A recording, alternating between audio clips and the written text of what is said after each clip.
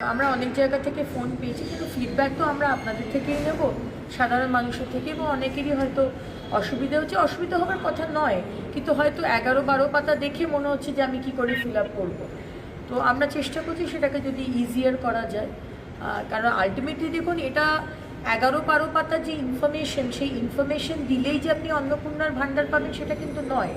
কারণ আগামী দিন অনেক কেন্দ্রের যোজনা আসবে এবং সেই যোজনাগুলোর জন্য আমরা ইনফরমেশন ডেটা নিয়ে রাখছি, কিন্তু এই ডেটার বেসিসে কিন্তু আপনি অন্নপূর্ণার ভাণ্ডার পাবেন কি না, অন্নপূর্ণার যোজনা পাবেন কি না পাবেন তা কিন্তু নয়।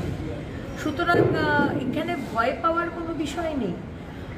আর যে বিষয়গুলো আমি অলরেডি ক্লিয়ার করেছি, যারা ভোটার লিস্টে নাম নেই, যারা আমাদের দেশের ব্যক্তি নয়, যারা একাধিক বিয়ে, যারা ইনকাম ট্যাক্স দেন, যারা সন্তানদের গভর্নমেন্ট সরকার অনুমোদিত ইনস্টিটিউশনে পড়াননি, তাদের আমরা এর মধ্যে, আর কেউ যদি ইনকাম ট্যাক্স দিয়ে থাকে তাহলে আপনি কেন নেবেন? মানে এটা একটা আপনার তো নেওয়াই উচিত নয় আমার মনে হয়।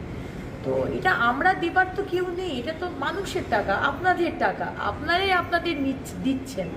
সুতরাং আমার মনে হয় যে আসল মানুষগুলো যাতে, অনেকে বলছে যে আপনি তো বলেছিলেন, মুখ্যমন্ত্রী বলেছিলেন যে যা লক্ষ্মীর ভাণ্ডারে হবে সেই নামটাই ট্রান্সফার হবে। আর আমরা তো জানতাম না সেই সময় যে কোনো পুরুষ, এত পুরুষ তারা লক্ষ্মীর ভাণ্ডার পেয়েছে, ভাবতে পারেন? এটাকে আমি চাইবো যে আমাদের টাকা, আপনার টাকা পুরুষরা পাবে?